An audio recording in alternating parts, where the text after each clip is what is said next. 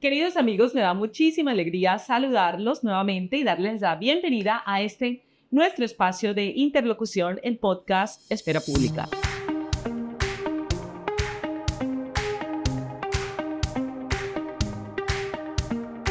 Por estos días en el país, el tema que ha ocupado titulares de prensa y el debate público nacional está en la aprobación de la reforma pensional. Hace muchos días quería hablarles de las implicaciones de este proyecto de reforma, pero es el momento oportuno de hacerlo, dado que hace unos días el Congreso de la República, específicamente la Cámara de Representantes, acaba de aprobar el texto como se había aprobado en el Senado de la República. Esto quiere decir que solo falta la sanción presidencial y a partir de julio del año 2025 este proyecto de reforma se hará realidad para los colombianos. Eso, por supuesto, si la Corte Constitucional, una vez haya revisado las múltiples demandas que se han anunciado respecto del proyecto de reforma o de la reforma aprobada en Cámara por eventuales vicios de trámite en su procedimiento. De manera entonces que es importante estar atenta a lo que pasa en la Corte, pero quiero en este podcast hablarles sobre las implicaciones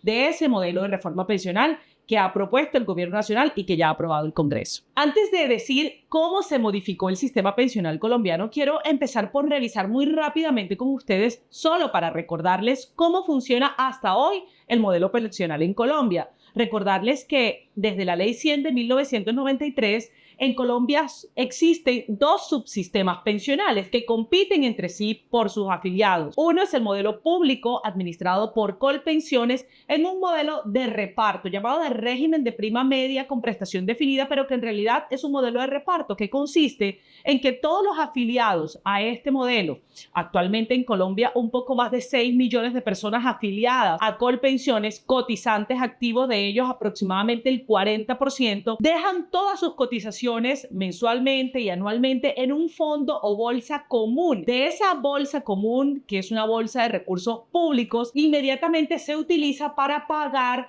los pensionados actuales. Es decir, es un modelo de solidaridad intergeneracional donde cotizantes actuales van pagando las mesadas de los actuales pensionados. Como pueden ver, este es un modelo en el que no hay ahorro. Por tanto, los recursos que van llegando a la bolsa son inmediatamente utilizados para pagar los compromisos del sistema. Estos modelos de reparto requieren como eje fundamental o como condición para su sostenibilidad que los ingresos, por supuesto, que llegan por parte de cotizaciones de los afiliados sean iguales o superiores que los compromisos que tienen en materia pensional. Eso se llama un equilibrio cotizantes pensionados. Pero a lo largo de los años, en todo el mundo donde se utilizan modelos de reparto, este sistema se encuentran en crisis, dado que los cambios en las pirámides poblacionales, las bajas tasas de natalidad y las dificultades del mercado laboral, como el desempleo y la informalidad, han hecho que cada vez haya menos número de cotizantes frente al número de pensionados. Y esto, pues, por supuesto, que pone en jaque la sostenibilidad financiera de estos modelos pensionales. Por otro lado, en Colombia existe un modelo de ahorro individual denominado Régimen de Ahorro Individual con Solidaridad, el RAIS, que es administrado por las administradoras de fondos de pensiones. Este modelo se caracteriza porque cada individuo afiliado coloca cada mes en una cuenta de ahorro individual, como su nombre lo indica, sus ahorros. Y esta gestora o administradora se encarga de utilizar esos ahorros, invertirlos de manera que puedan garantizar un rendimiento o una rentabilidad mínima a los afiliados que son los únicos dueños de esa bolsa de ahorro particular llamada cuenta de ahorro individual. En Colombia, más de 17 millones de personas están afiliadas a los fondos privados que administran fondos pensionales, que son actualmente 5 en Colombia, pero aproximadamente el 39-40% de esos afiliados se encuentran activos. Es importante mencionar que en el régimen de ahorro individual se necesita como condición para lograr una pensión, acumular el capital suficiente para que, dada luego una proyección en el momento de desahorro, es decir, en el momento que se cumplen las condiciones de pensión, las personas puedan tener como mínimo la garantía, el resto de su vida de un salario mínimo como pensión o el 110% de un salario mínimo. Digamos, ese es el requisito fundamental para que una persona pueda pensionarse en el régimen de ahorro individual. En el régimen de prima media, en cambio, en la administrado por Colpensiones, el requisito o los requisitos están definidos en la ley, por eso se llama un régimen de prestación definida, y esos requisitos actualmente son tener 57 o 60 años, en el caso de mujeres y hombres respectivamente, y mínimo 1.300 semanas cotizadas. Los regímenes de ahorro individual no exigen sino 1.150 semanas mínimo, pero esto para garantizar o para otorgar lo que llamamos la garantía de pensión mínima. En un fondo de ahorro individual, si la persona cumple con esas 1.150 semanas, aun cuando no tenga el capital suficiente, las administradoras podrán otorgar una pensión acudiendo a un fondo que ellas mismas constituyen con las cotizaciones y que se denomina Fondo de Garantía de la Pensión Mínima. Estos dos sistemas, el régimen de prima media de Colpensiones y el régimen de ahorro individual, compiten entre sí, es decir, las personas no pueden estar en ambos sistemas, o en el uno o en el otro. Hay que decir también que cuando las personas en cualquiera de los dos regímenes no cumplen con las condiciones para poder lograr una pensión, ambos sistemas consideran un método que se llama la devolución de saldos o la indemnización sustitutiva, que consiste en que se hace una revisión de cuánto has acumulado de capital a lo largo de tu vida laboral y se te devuelve, con grandes diferencias. En el régimen de prima media se te devuelve lo ahorrado simplemente actualizado, es decir, actualizado con IPC, mientras que en el régimen de ahorro individual las administradoras te otorgan rendimientos financieros sobre tus ahorros, de manera que es significativamente superior lo que pueden dar las administradoras de fondos de pensiones. Otro elemento fundamental en el sistema actual es que aunque estos sistemas coexisten en una calidad de competencia, o sea, las personas están en uno u otro modelo, los ciudadanos tienen la opción de migrar entre un sistema y otro. Solamente se encuentra limitado esa migración o ese cambio 10 años antes de llegar a la edad de pensión. Es decir, para las edades de hoy, los hombres antes de los 52 años, las mujeres antes de los 47 años. Si tenemos esos dos subsistemas, vale la pena preguntarse entonces cuáles son las razones por las cuales el Estado colombiano requiere plantear una reforma. Podríamos resumirla fundamentalmente en tres cosas. Uno, tenemos un grave problema de cobertura.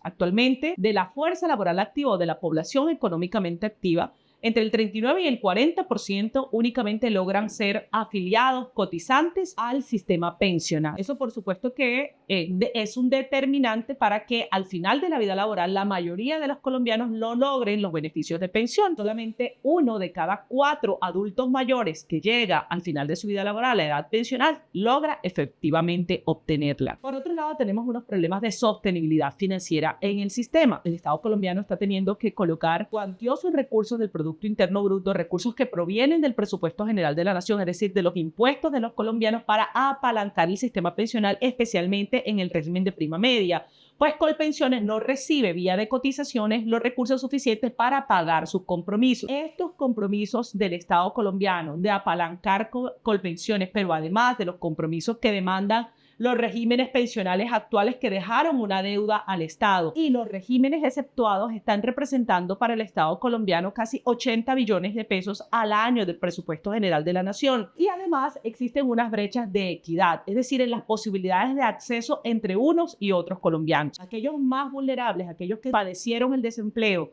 y la informalidad y más dificultades para hacer cotizaciones, por supuesto, al final de su vida son los que tienen menos garantías de obtener una pensión, a pesar de haber ayudado a apalancar el sistema con las pocas o muchas cotizaciones que hayan realizado. Existen también unas brechas de género y unas brechas importantes en el logro de la pensión entre lo que es el régimen de prima media y el régimen de ahorro individual.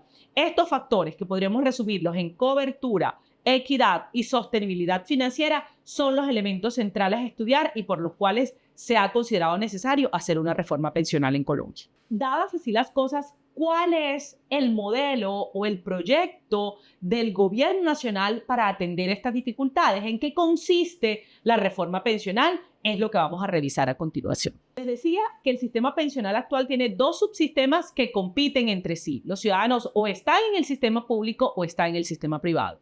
El proyecto de reforma busca integrar estos dos sistemas, que dejen de competir, y los convierte en un modelo de pilares, utilizado además en muchos países del mundo. ¿En qué consiste un modelo de pilares? en que los colombianos pueden estar afiliados o van a estar afiliados a ambos sistemas. De hecho, el sistema de pilares en Colombia en este momento crea cuatro pilares en ese sistema. El primero es un pilar denominado de solidaridad, que realmente no debería ser parte como del sistema pensional como tal, porque lo que otorga este pilar no es una pensión, es el mantenimiento del subsidio, anteriormente llamado y ya mencionado en este podcast Colombia Mayor, o el sistema de subsidios para la población adulta mayor en condición de pobreza extrema y vulnerabilidad. La diferencia estará en que se buscará que los recursos de subsidio pasen de ser 80.000 pesos a ser por lo menos el valor estipulado por el DANE como línea de pobreza, que para cifras 2024 es más o menos 233.000 pesos. Es decir, el pilar número 1, denominado pilar de solidaridad, es realmente un subsidio que se otorgará a los adultos mayores con más vulnerabilidades y que será financiado, por un lado, con recursos que vienen de solidaridad, de los aportes que hacemos quienes estamos cotizando, y por otro lado, complementado con recursos del presupuesto general de la Nación. Este programa será administrado por el DPS, Departamento de Prosperidad Social. Un segundo pilar de este modelo pensional se denominará el pilar semicontributivo, y allí lograrán obtener beneficios aquellos ciudadanos que a lo largo de su vida laboral hicieron cotizaciones al sistema pensional. Sin embargo, al llegar a la edad de pensión no lograron cumplir el pleno de los requisitos para obtener dicha pensión. Tienen efectivamente ahorros en el sistema pensional. Lo que hará el Estado, que antes era una indemnización sustitutiva o una devolución de saldos, es tomar esos recursos que ahorró o capitalizó el ciudadano y convertirlos en una renta vitalicia. Es decir, si ahorraste X cantidad de dinero, vamos a proyectar esto para que el resto de tu vida tengas una asignación. No podrá llamarse pensión tampoco, en la medida que en Colombia constitucionalmente solamente es considerada pensión el valor que iguale o supere un salario mínimo. Esta renta vitalicia, como se denomina el pilar semicontributivo, estará por supuesto en una menor cantidad a lo equivalente a un salario mínimo. Las quejas que vienen ya de las discusiones en el Senado de la República y en la ciudadanía y en la voz de los expertos es que esa renta vitalicia puede ser tan pequeña como un valor aproximado a 80, 100.000, 150.000 pesos mensuales. Es decir, en muchos casos podría ser incluso inferior al pilar solidario, es decir, al que se otorga a aquellos que nunca hicieron cotizaciones al sistema. Este pilar semicontributivo de alguna manera expropia los recursos de ahorro, por tanto las personas pierden la posibilidad de que les sean devueltos, lo que en la vida práctica le daba de alguna manera formas a los ciudadanos de lograr una renta un poco mayor. Esa es una de las principales objeciones de este subsistema denominado pilar semicontributivo. Un tercer pilar, llamado pilar contributivo, estará subdividido en los dos regímenes ya conocidos: el pilar administrado por Colpensiones y el componente administrado por las administradoras de fondos de pensión. ¿Cómo dividiremos los recursos entre esos dos modelos de instituciones? Pues de la siguiente manera: si un ciudadano cotiza entre 1 y 2.3 salarios mínimos, el equivalente a eso mensualmente, las personas estarán afiliadas a Colpensiones. Obligatoriamente, todos los ciudadanos que cotizamos desde 1 hasta 2.3 salarios mínimos deberemos estar en Colpensiones. Si la cotización mensual supera los 2.3 salarios mínimos, ese excedente hasta 25 salarios mínimos, las personas lo ahorrarán en la AFP, en la Administradora de Fondos de Pensiones de su preferencia. Es decir, la cotización se dividirá. Una parte a Colpensiones, hasta 2.3 salarios, y el resto a las administradoras de fondos de pensión. ¿Quién otorgará la pensión? La pensión la otorgará Colpensiones, con los recursos que al final de la vida laboral estén en ambas instituciones. Y muy importante, ¿bajo qué condiciones? Todos bajo las mismas condiciones actuales del régimen de prima media, es decir, 57 y 62 años para mujeres y hombres respectivamente, y 1.300 semanas de cotización. ¿Qué de nuevo en esto?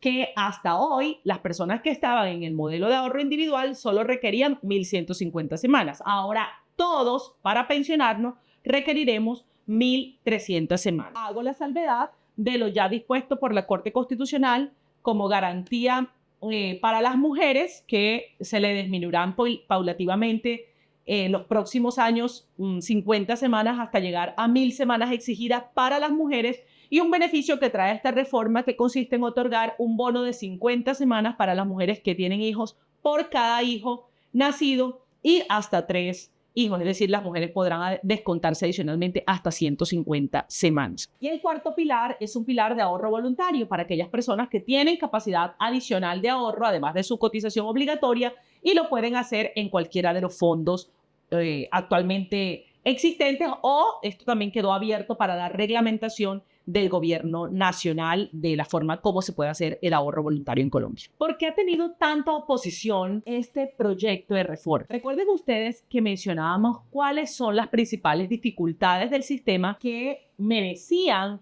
modificaciones del mismo. Hablábamos de el problema de sostenibilidad, el problema de cobertura y el problema de equidad. La pregunta de los expertos es si este modelo, esta propuesta, por bien estructurada que parezca, responde a esas dificultades y va a lograr superarlas, es decir, va a lograr que las personas tengan más cobertura, más equidad y que tengamos un sistema más sostenible financieramente. La respuesta a ese interrogante es definitivamente no. El modelo pensional actual de esta reforma aprobada por el Congreso no garantizará especialmente la sostenibilidad del sistema. ¿Por qué? Por la misma razón por la que todos los países del mundo están revisando los regímenes de reparto. Porque existe en el mundo un desafío monumental que tiene que ver con la transición demográfica. La transición demográfica que modifica lo antes conocido como pirámides poblacionales, en que teníamos un número de nacimientos que siempre hacía una población joven muy superior en número a la población adulto mayor. Las bajas tasas de natalidad ha hecho que se vayan reduciendo la base de esas pirámides y cada vez hay menos jóvenes, por supuesto jóvenes que hacen parte de esa fuerza laboral activa, y cada vez las personas son más longevas, es decir, tenemos más adultos mayores y esos adultos mayores viven más porque ha aumentado la expectativa de vida. Los regímenes de reparto han pasado a desequilibrios en la relación cotizantes-pensionados. Para los años 90, en Colombia podían haber aproximadamente 10 cotizantes por cada pensionado activo. Actualmente tenemos aproximadamente 2.4 cotizantes por cada pensionado activo. La reducción ha sido dramática y se estima que para el año 2050 esta relación pueda estar cerca del 1:1. Eso hace insostenibles los modelos de reparto, y la aspiración del gobierno nacional de ir haciendo que el sistema cada vez se autoabastezca, pues obviamente no se logrará dada esa transición demográfica. Pero además, porque si no se consideran los defectos del mercado laboral que están siendo determinantes de la baja cotización de los colombianos, pues por supuesto tampoco se aporta significativamente a ese cambio en el modelo en miras de más sostenibilidad. Es un problema serio que el país, en vez de buscar aumentar el ahorro nacional, está buscando aumentar el gasto, puesto que considera más beneficios para los colombianos, pero en un modelo que no va a ser capaz financieramente de autosostenerse. El mismo Comité de Análisis de la Regla Fiscal en Colombia ha advertido que la deuda pensional podrá pasar de 105% del PIB actualmente a más del 180% del PIB. Es decir, los compromisos de pago, la deuda por concepto de pensiones de Colombia. De manera entonces, esa respuesta no es satisfactoria. Este modelo pensional no garantizará más sostenibilidad del sistema. Por otro lado, se traen factores que pueden ser muy problemáticos y peligrosos para la economía nacional. Uno, esa disminución en la capacidad de ahorro nacional, ese ahorro que estaba en las administradoras de fondos de pensiones y que se colocaba en el mercado de capitales para movilizar inversión, pues por supuesto que va a tener un efecto en la economía del país. Va a desincentivar inversiones y va a tener un impacto también en la empleabilidad. Por otro lado, el mismo Comité Autónomo de la Regla Fiscal ha advertido los recursos con los que se constituirá el Fondo de Ahorro Pensional del Estado a partir de las cotizaciones que se realicen a Colpensiones y que se ha dispuesto, se ha administrado por el Banco de la República, hasta hoy no se han dado claridades regulatorias, legislativas en cómo se administrarán y de qué forma y qué personas harán parte de la administración de ese fondo. Eso quedó en la ley suelto y sujeto a una decisión política, a una decisión presidencial, lo que pone en riesgo el uso futuro de esos recursos. Además de eso, es importante decir que este proyecto, esta reforma, no consideró algo que también reta en términos de sostenibilidad el modelo pensional, que son los regímenes exceptuados. Aproximadamente el 33 de los 80 billones de pesos que adjudica el Estado para pagar deudas pensionales son de regímenes exceptuados y estos no se consideraron, no se estudiaron. Pero no solamente no se consideraron los existentes, sino que el proyecto de reforma deja abierta a una decisión también política, una decisión presidencial, es decir, no fue regulado por el Congreso, una aspiración de modificar las condiciones de acceso a la pensión para algunos grupos poblacionales específicos, como por ejemplo los campesinos o los indígenas. El artículo 94 del proyecto de reforma o de la reforma aprobada define que en lo que tiene que ver con edad de cotización o semanas de cotización se regulará distinto para personas que pertenezcan a grupos étnicos. Eso lo definirá el presidente de la República y ahí se abre una puerta a que de alguna manera sea de forma paralela un régimen también exceptuado o diferencial para un grupo de colombianos. A esto no se le hizo ninguna clase de revisión de impacto fiscal por cuanto las reglas no están aún claramente definidas, lo que también es un problema grave que afecta el sistema. Y no menos importante que eso, hay que advertir que no se tuvo en cuenta la sugerencia de expertos y de congresistas en el sentido de que la vigencia de esa reforma no empezara en el año 2025, es decir, dentro de un año, sino que se diera más tiempo para que Colpensiones se preparara técnica y administrativamente para el cambio de modelo.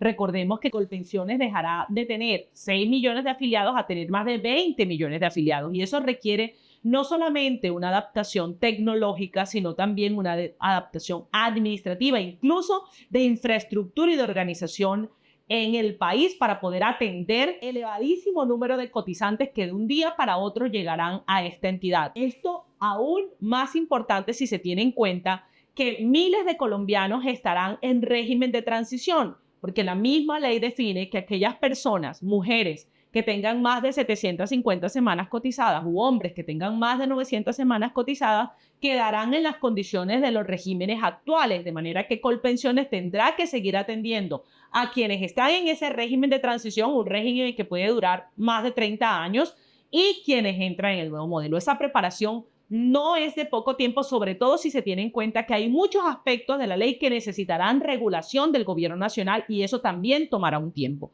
De manera que se nos está sometiendo a un posible creación de un posible cuello de botella que ponga en jaque la prestación de este servicio, que es un derecho fundamental para los colombianos. Por último, yo les quiero decir, la mejor reforma pensional que puede existir es una reforma laboral que nos dé un mercado laboral sano, activo y dinámico. Y esa reforma laboral no es solamente legislativa, sino un gobierno que está dando condiciones para incentivar la inversión privada y para el crecimiento de la economía nacional. Recuerden cuando les decía que actualmente alrededor del 40% de la población económicamente activa cotiza. Eso quiere decir que hay un 60% que no lo hace porque padece desempleo o informalidad. Podemos inventarnos el mejor sistema pensional, pero si la gente no trabaja, no cotiza, y si no cotiza, no tiene posibilidad de pensionarse. Y es absolutamente injusto que el que hace con su trabajo un ahorro pensional le digan que ya no va a poder disfrutar de una pensión digna si en el futuro este modelo no es sostenible. Este modelo le está dejando una enorme deuda a los jóvenes. En el corto plazo no se verá, porque el flujo de recursos que llegará a Colpensiones será tan alto que podrá pagar sus compromisos pensionales. Pero cuando esos jóvenes que hoy llegan a meter sus recursos a Colpensiones empiecen a reclamar su pensión en unos 20, 30 o un poco más de años, Colpensiones no tendrá la capacidad de responder. Hemos escuchado a la propia ministra decir que será necesario en pocos años, a la vuelta de 10 o 12 años, hacer una nueva reforma. Eso es irresponsable, porque se está condenando a que las decisiones difíciles, que son las reformas paramétricas del sistema, aquellos que tienen en cuenta la edad, la tasa de cotización, la tasa de reemplazo, queden en futuros gobiernos. Es decir, hoy se está dejando al gobierno la posibilidad de administrar billonarios recursos en un modelo que irresponsablemente se está configurando a sabiendas de que es insostenible y que no se podrá garantizar su ejecución en el largo plazo. Y bueno, y no menos importante que eso, por supuesto, me tengo que referir a un debate que ha suscitado todo tipo de expresiones a partir del momento que la Cámara de Representantes tomó la decisión de aprobar el proyecto de reforma, y tiene que ver con la manera, con la forma como la Cámara de Representantes lo hizo. Tal vez ya ustedes han escuchado a muchos expertos, a constitucionalistas, a periodistas y muchos congresistas diciendo esto se cae en la Corte Constitucional. ¿Y cuál es la razón? La razón es que la Cámara de Representantes omitió un deber constitucional que ella tiene, y es el deber de darle suficiente deliberación y permitir la participación de todos, incluyendo las minorías, en la exposición de razones, de motivos, para garantizar un debate verdaderamente democrático. Quiero recordarles que la Constitución Política exige en su artículo 241 a la Corte Constitucional hacer la revisión a los proyectos o a los actos legislativos y a la producción de las leyes en virtud de su adecuación a los procedimientos legislativos. Y ese procedimiento legislativo involucra un principio fundamental ampliamente desarrollado en la jurisprudencia constitucional, que es el principio deliberativo. El principio que busca garantizar que haya suficiente debate, análisis de los pros y de los contras antes de tomar una decisión. Pues la Cámara de Representantes recibió el proyecto de ley que venía de la Comisión de Cámara y, no dando suficiente ilustración, decidió adoptar la ponencia que venía o el proyecto que venía del Senado de la República sin permitir la discusión de las proposiciones y sin darle suficiente debate a este proyecto. Eso, por supuesto, se convierte en un vicio en la formación de la ley que seguramente no aguantará el rigor de la revisión constitucional. Eso pues nos pone en serios aprietos y en una gran incertidumbre a todos los colombianos. Bueno, amigos, espero haber sido lo suficientemente clara, ojalá no muy extensa, pero sí haberlo explicado a un nivel que para todos sea comprensible. No solamente qué hay hoy, qué se modifica, sino cuáles son los principales retos que enfrenta esta reforma, que yo creo definitivamente no pasará a la revisión constitucional, pero es lo que hay. Así que todos a prepararse y a mirar cómo nos afectará individualmente de sostenerse este proyecto de ley. A todos los saludo como siempre con todo mi cariño y espero que se sigan conectando a este nuestro espacio de interlocución, el podcast Esfera Pública.